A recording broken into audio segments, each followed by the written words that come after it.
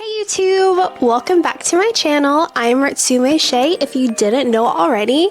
And hello, welcome to a fun little yap session. Every now and then I feel like I just have a lot of things to talk about, to verbalize, and every now and then I just kind of decide, you know what, this is going to be a little bit more of like a podcasty type of episode. So there's been a lot going on, a lot on my mind, and so yeah, this is going to be just a informal hangout. I'm of course going to have some artwork process going on in the background, so it's kind of like a draw and chat type video. If this is your first time seeing my channel, I don't often do these, but I do talk a lot, so these are the types of videos that you can expect to see on my channel every now and then.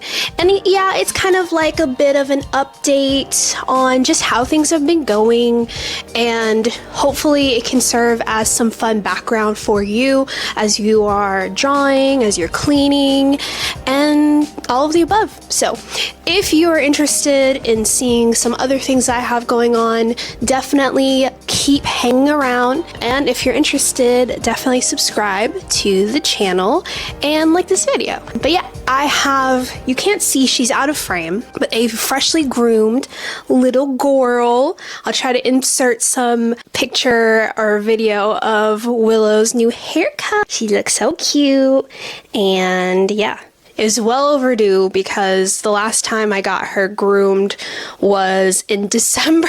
Of course, I've given her baths and stuff, but other than that, she had a very overdue need for a haircut. So, and also it's pollen season, it's springtime, so it was just getting a lot with all of the pollen that she would collect while she would go outside, only to bring it in, and yeah, it was going to be too much. Let's go ahead and get your coffee, get your drink. If you have something that you're working on, have that available, and yeah, we're just gonna hang out. Depending on what I title this video or not, you may see the title of the video. And the first thing I just want to talk about and get out of the way has to do with the Webtoon contest. Overall, I've got so much stuff going on right now, which of course I will be getting to, but the Webtoon contest, I feel like right now I have zero concept of time. It's like at this moment of recording, it is April 5th. It feels like it's April 26th. I have zero concept of time. My schedule is so out of whack right now, and I think because of that, some days I feel like I have plenty of time, other days I feel like I have no time at all and I'm super behind. I think that the contest is very interesting because you have a lot of people all at different stages of their process. Some people are completely done, they've already submitted their entries. Other people, probably like me, are getting a little closer to the end time of the entry, and it just kind of feels like, you know, they kind of have to accommodate everybody. So it's so funny, we're still getting like Webtoon newsletters, like we shouldn't be further along, and a lot of this stuff is super helpful in the newsletters. At the same time, I think some people may wish they had read the newsletters and seen these things earlier in the process. And I get it, like during the contest period, Webtoon does need content to promote the contest, but I almost wonder if that could have been a little different type of, here's how to make a Webtoon in, you know, 5 easy steps over the course of each week, where if I was like somebody who maybe submitted my entire entry in like the first week of the contest, I'm seeing these things and I'm almost like, oh my god, I wish I had have included this thing and included that. But they also, and I know that they've come out recently with discussing and elaborating on what they meant about editing. I did some information about that, so I do know that they kind of clarified it a little bit more, but of course I would not want to risk, you know, my contest entry no longer being valid if I'm seeing things that I wish I had have included when I first made my comic. Does that make sense? So, I don't know. Other than that, I have been really just trying to work on whatever I can per day. If the only thing I can accomplish is like maybe 3 panels or at least 30 minutes of work per day, I'm doing it. I did do kind of like a test trial with my first episode where I actually hired somebody to do the color on the first episode, and that really came in handy. So I went on Fiverr and I vetted a few, and I found somebody who, was really affordable, but still, I'm willing to obviously pay them what they deserve. And so I paid them to color my first chapter, my first episode. And while they're coloring on those things, I was able to work on some other stuff. So I definitely think that's something that's going to help me, and it's going to be something that is a leverage I can use to make sure I'm getting these entries done in a timely manner. So that's something that, we're all in kind of different financial situations. So obviously I did not think at the time I had the funds to pay somebody to help me with my work. But, after actually looking at who was available to help with it, I realized I'm like, okay, I think that it is a worthy investment to pay somebody per episode to do these things. So that's what I went forward and did. And so if you think that it's worth it and I know a lot of people who are enlisting additional help to just get it done as efficiently as possible. So yeah, I think I talked about in my video, the last one, where, do the things that you don't really want to do. Just get those out of the way so you can spend more time and efficiency on the things that you do want to do. And for me, I really like line art. I really like, doing the lines, drawing, like the most stripped down element of this entire thing, just being drawing in general. I really like doing that. So that's why I went ahead and, I'm doing the drawing. I'm getting somebody else to do the color work. And then I'm coming back and doing rendering and other shading and effects. So that's kind of how the process is going at the moment. And I'm still trying to leverage my weekends because those are the largest stretches of time that I have to work on these things. But I'm making it where at least I'm getting something done during the weekday as well. So that's how it's going. I have a lot of things all happening in the same amount of time. And I think that if that weren't happening, I feel like this whole contest could have been like kind of done and dusted a long time ago. So as many of you know, I am engaged and I'm getting married in May, and there's a whole variety of reasons that I'm choosing to do that, reasons that I'm not really getting into. But let's just say the economy is in a very interesting place right now. And I feel like in order for us to get the most bang for our buck is to kind of go ahead and do it. Also, too, I am currently living at home. So I think that financially as well, it's great to just go ahead and move in with my partner and, all that good stuff. So there are, obviously planning and other things to do with a wedding. And just to kind of vent for a second, the wedding industry is cracked. Like, it's really funny because, don't get me wrong, like, I am a firm believer that you do not need to break the bank for your wedding. And that is if you're even deciding to get married or even deciding to have a wedding. I will say, if you decide to go for a more affordable route, then you either need to do all-inclusive plans, which depending on that type of plan may not involve a huge amount of guests, or go with the more DIY route. The only thing about the DIY route is that that is going to take more time and effort. Obviously, you can't have a planner if you're deciding to go on the cheaper end of things. You are basically your wedding planner, your designer, your everything. I, of course, am very fortunate to have my mom be very talented and creative in like the design area.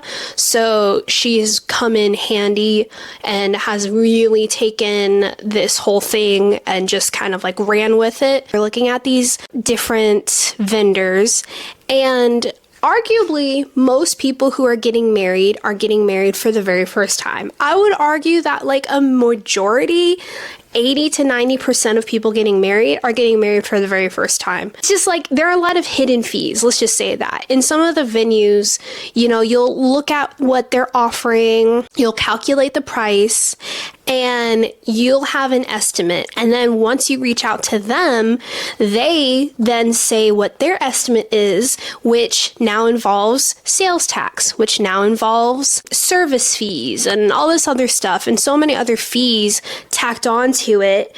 And at that point, it's way more than you originally calculated. I even think about like, I was also considering doing like a restaurant wedding, but if your restaurant wedding is taking place when normal hours would take place, you basically have to do a restaurant buyout. And that restaurant buyout is their way of accruing the money they would be losing by not having regular customers. So it's a lot of things. And I think for obviously a first timer, and especially someone who doesn't have that mediator being like a wedding planner, there's a lot of stuff that like it just kind of like comes as like a shock once they give you the estimate and it's like way more than what you originally calculated. I would say that the way we have gotten crafty, thinking outside of the box has really helped us in our favor, where honestly this wedding is looking way to the caliber of like a wedding would cost if it was like $20,000 or something. That being said, this has been my stance even before getting into the planning of it.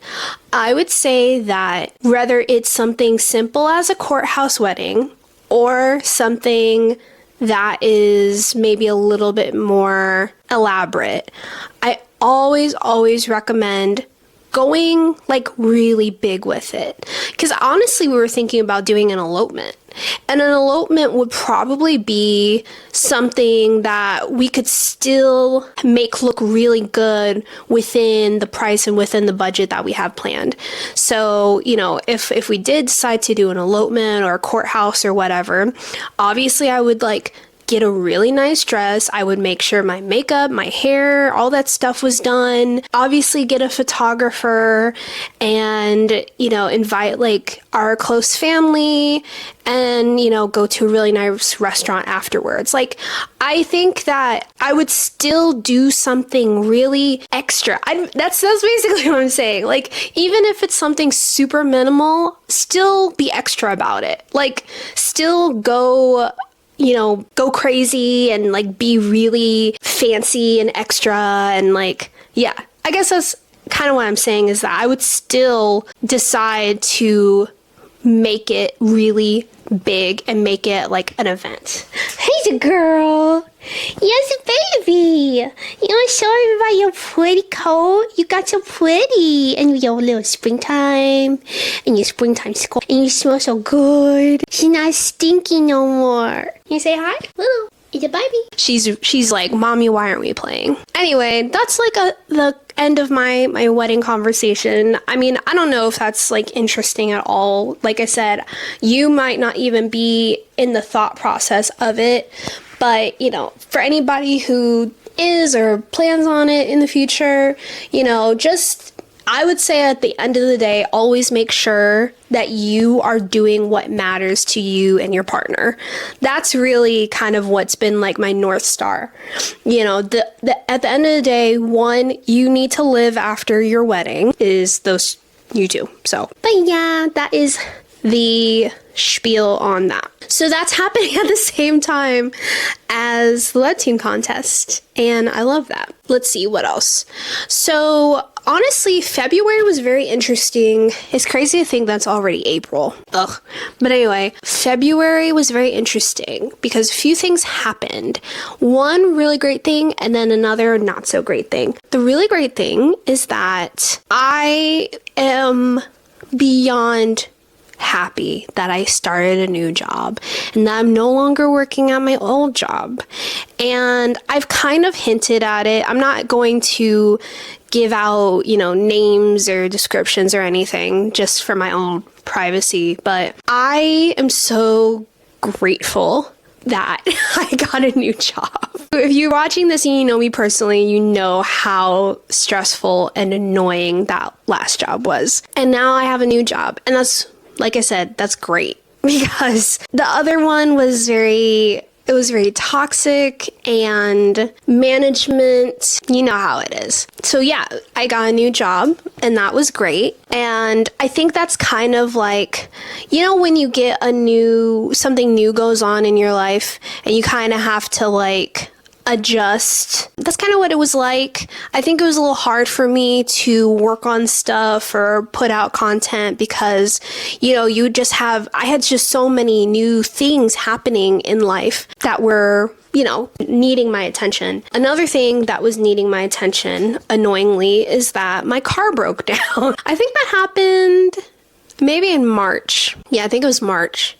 But my car broke down, and that was not something that I expected or wanted. And yeah, so basically, as longtime followers know, in July of last year, maybe, I think I got in a car accident, and because my car got totaled, of course, I couldn't use that car anymore, so I had to get a new car. And so I got my car from, and I'm not going to say the name of it, but I got it from a well-known used car place.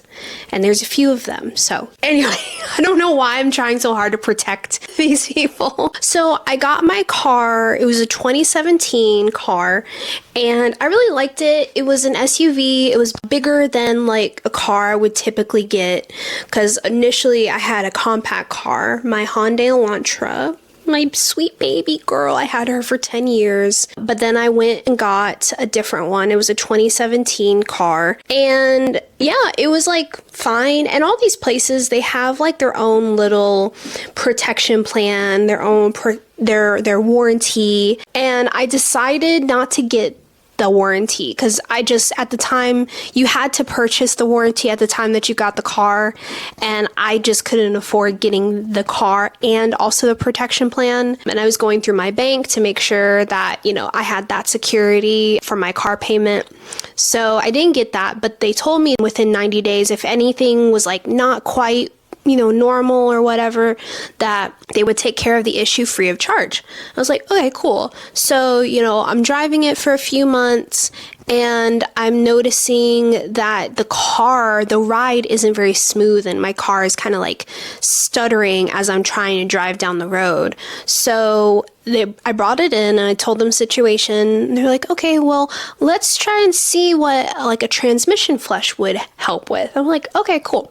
So I go take it to get a transmission flush, and after getting that, it rode so much smoother. I didn't have to worry about any stuttering, any bucking. It was just a normal ride. And so fast forward, and I am at this point 7 months into having this car, and in those 7 months, I hadn't had a problem. I got my car seen within 90 days. I was like, okay, cool, I'm set. And then in March, my mom and I are driving home from, we went to go try on dresses, and then I ended up finding my dress that I want, and then we go and get coffee. So we had been out since 10 a.m. No problems with the car whatsoever. And then we're driving home, and my car starts very much bucking. It's I can't even get up to like 10 miles per hour. And it was at the worst position because I was getting off the highway onto the main road. And so I had stopped at the exit and my car is freaking out and the light is green and everybody's like, what the heck are you doing? And honking at me. And I'm just like freaking out because my car just will not drive forward. And then because of that, it's also sounded like grinding. Like I got out of my car and looked underneath the car because I was like, am I dragging something? Like that's what it sounded like. And it took way too much to move forward. We luckily we got off the exit and we drove to a Wendy's, and we're just like looking at the car and we're like, we don't know what it is. And that car also had like emergency alerts. So if you had like a low tire pressure or needed gas or oil change, it basically would tell you. So I didn't get any notification about it, so I think that's why we were so freaked out. So we got it towed, and the tow took it to a repair shop, and one day goes by, nothing. Another day goes by, and I get a call that morning from the repair shop, and they say, so your car needs a new transmission. It's going to cost $7,000. Mind you, I've only had this car for 7 months, not even a year. And like, I haven't even put a dent into my car payments. I'm like at the tip of the iceberg when it comes down to car payments. And there's absolutely like no way that I would be able to like out of pocket do $7,000. And I would probably have to get a loan to do that. So that's a car payment, which is a loan on top of a repair loan. Like I was purely in shock. I was like, what do I do? Like I told my parents, and I was like, this is not what I wanted to hear. And my mom, she was like, well, why don't you go up there and talk to the people at the used car place? And I'm so glad that I did, because I went there. I told the repair service manager or whatever, I told him about how we went to them to get a repair within the 90 days. And he just kind of, he absorbed it. He listened. And the next morning, he basically was like, so we will probably be able to do a strong appraisal. And because you came in within the 90 days and had something similarly related to the issue you have now, we can, no questions asked, no repair needed, buy the car off of you. And at first I didn't know if they were going, like, he didn't make any promises. And to this day, I really don't know the extent of what they ended up doing.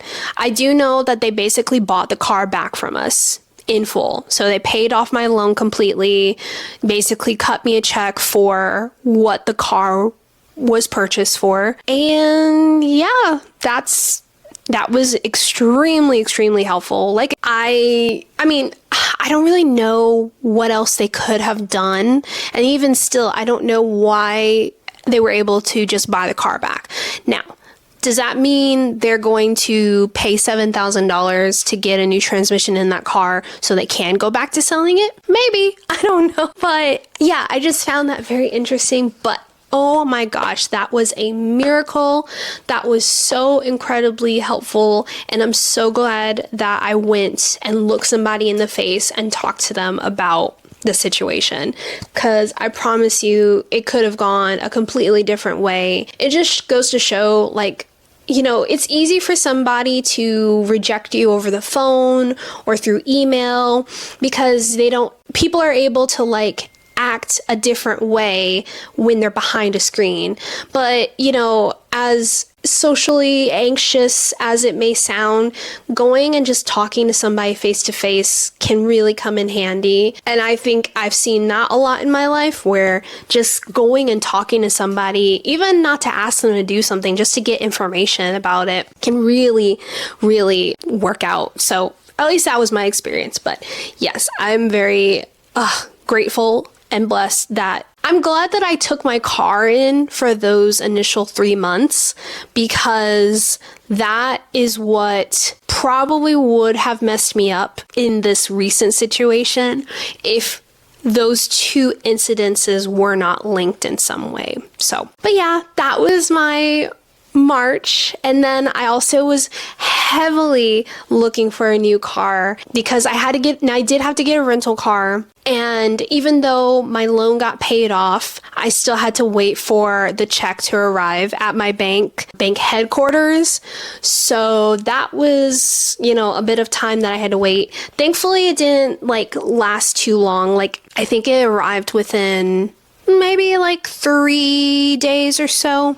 So that was really helpful. But I was like, dang it, I need to get a car now because I don't know, car prices could be going up. You never know. So that was a bit scary. Yeah, so as you can tell, a lot of things have been going on just in general. I'm very grateful not only to all the good things that are going on, but also to the fact that I really think if I was working at my last job and all of this stuff was going on, I would not be surviving. I'm grateful that I don't have the chaos of my last job to be happening at the same time that all these other, very fast-paced things are happening. So yeah, it definitely could be going a very, very different way. So I do really want to get back to doing artist vlogs, Webtoon creator vlogs. I really want to get back to that.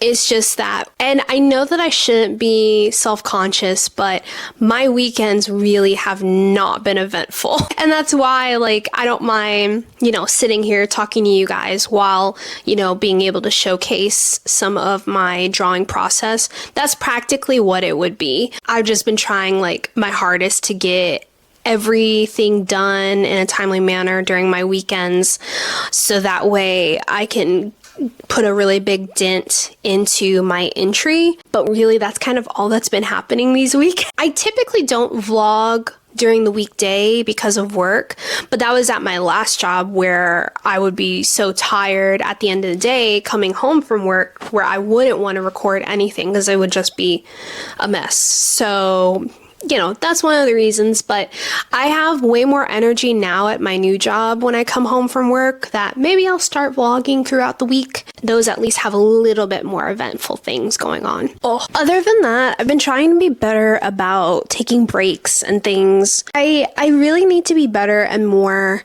intentional about the time that I take to do things. So actually watching a movie versus just having it on in the background. You have to pay attention to what you're working on, what you're drawing, and it's hard because you can't watch something and be present with watching it. So you kind of revert to just having that in the background. And I feel for the exception of Severance, but now Severance is over, but I just feel I haven't done a good job of actually consuming media for the purposes of consuming it. And as an artist, you want to make sure that you're not getting burnt out, and by doing that, you need to fill your creative cup. You need to consume, comics and books and movies and video games and stuff. And I think that is just as important as being creative, because you get those ideas in, it goes through the blender that is your mind, and then you produce really cool art. So I think lately, I feel I haven't been consuming any media or consuming content. And then the only content I have been consuming has been, more background YouTube videos and things like that. And it just has not been me actively watching something. So I'm trying to get better about that. I feel a lot of movies have kind of been, I feel the act of watching movies maybe has been ruined for me, because there's this niche on YouTube where it is people who will talk and comment on movies. So whether it's movie review channels or things like that, who, they are completely valid in, talking about these movies. Obviously, that's what their entire YouTube career is built off of. Honestly, if I didn't go into more of like the artistic genre of YouTube videos, I would probably go into like the film area, film TV niche. But I think I'm appreciative of people commenting on previous and past movies, like movies from our childhood, or like movies that like have been out for maybe a decade or so.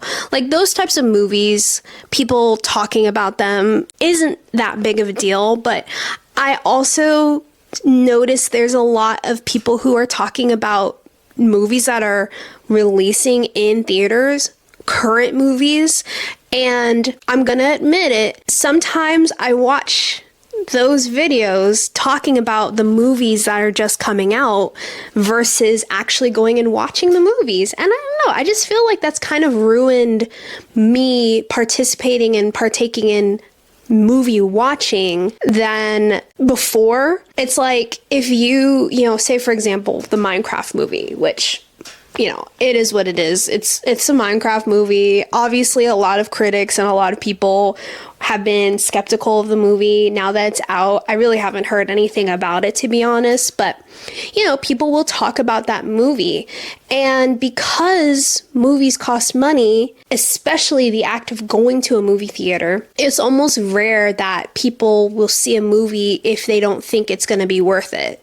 So once again, not a good example, but the Minecraft movie, instead of me paying money to go view the movie in theaters, I may watch a movie critic or a commentary channel talk about that movie. And it's almost like now that justifies me deciding to see the movie or not. And I don't know, like, I think that's a good thing. I think that right now we all have to be a little bit more mindful of our money spending habits. But I remember there used to be a time where you didn't know if a movie was going to do good or not, and you were only going off of vibes or the movie trailer or whatever. And so because of that, I just feel like now that's kind of made it where I will only consider a movie or trust a movie if some people are saying good things about it. If a majority of people are saying this is bad, I'm not going to watch the movie. And I think that's great, but it's almost prevented me from wanting to take any chances on any movie at all. Or, of course, you just fall into that section of people who wait until a movie goes on streaming. So I don't know. I think it's become an all or nothing type thing for me, and I want to kind of get back to exploring content even without knowing if it's good or not. Because if you think about it too, even with like Severance, obviously that show is really good on its own, but I feel like it didn't become as critically acclaimed until the, virality of it started to happen. I think that once everybody decided on the internet, oh, this is a good show, you should be watching it, that's when everybody decided to watch it, and that's when it got more eyes on it, and that's when people got to see and figure out for themselves, oh, this is a really good show. But prior to that, it was really unheard of. I remember when Severance first was released. Now, I used to work at Apple, and obviously Severance is on Apple TV. So with Severance being on Apple TV, in the Apple Store, they had on each device a screensaver, and that screensaver had a loop of promotional material for Severance. So I've known about Severance since like day one. And initially, I think it came out in 2022. Yeah, 2022. So initially when it came out, I checked it out. Me and at the time he was my boyfriend, we started watching the first episode and we're like, oh my God, this looks really cool. Can't wait for more. And then we just never returned back to the show. That's the other thing I think, is that I need to get better about we actually finishing shows, but that's a whole other rant. But so fast forward, and I always felt like the marketing for that show was very sparse. The marketing for Severance was almost non-existent. And then once the show came out with season 2, which kudos for them for getting a season 2, that's when the marketing really started to ramp up. And when I took notice was video where they did that in-person Grand Central Station vignette. I don't really know what to call it, but when they staged that, that's when I was like, huh. Because from a marketing point of view, you're thinking, oh, when a corporation puts time and money into something, that means that they believe in it and that they're going to throw money at that thing being really great. So when I saw that, I saw the very stark contrast between the marketing they did for the show for season 1 and the marketing they did for season 2. So that had to mean, oh, this show is good and that they believe in it and that they're, willing to take it really far. So when I saw that, I was like, oh, we need to watch season 1 and finish that so that way we can be available for season 2. And I'm really glad that we did. And I really like the show, obviously, but to my original point, I feel like currently everybody doesn't want to waste their time. Nobody wants to waste their time. Everybody, it's like, I need to try this thing and I need to be successful at it the first time.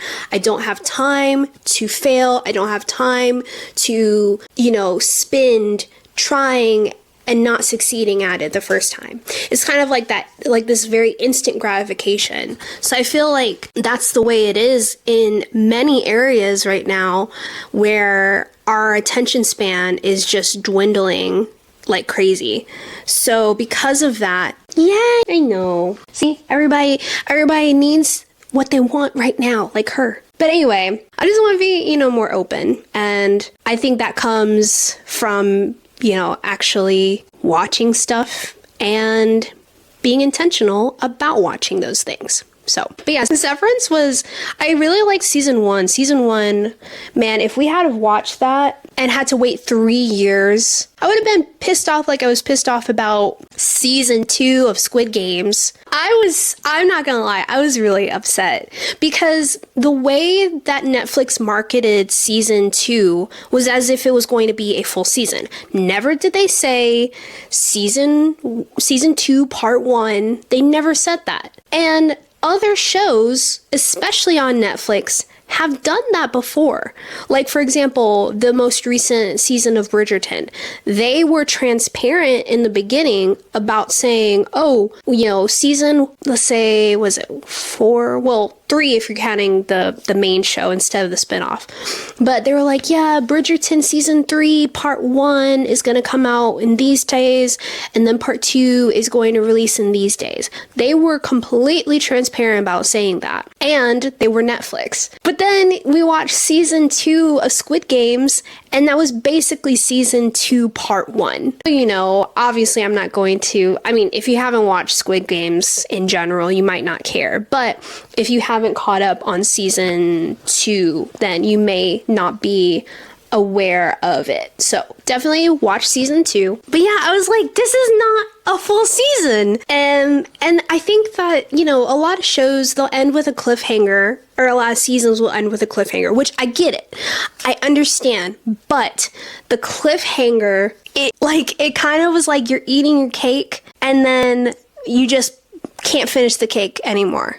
It's like, I feel like other shows, they end with a conclusion. So the story or the story arc that happens in that season completes, and then they give a tease into what's to come, but they still conclude the story arc. You know what I'm saying? I don't know. I had to debate that with my partner. I don't think he understood that initially. Yeah. But regardless, with Severance, I liked how it ended, but if I had to wait 3 years to see the conclusion or the continuation of that, I would have been pretty annoyed. So I'm glad we did decide to wait, and I'm glad that the marketing for that show did ramp up and people did take the show seriously. So yeah. But yeah, that's kind of what's been going on and what's been on my mind. I hope that this was something that was interesting in some way in the background of whatever you're up to. But yeah, it is getting to be that time.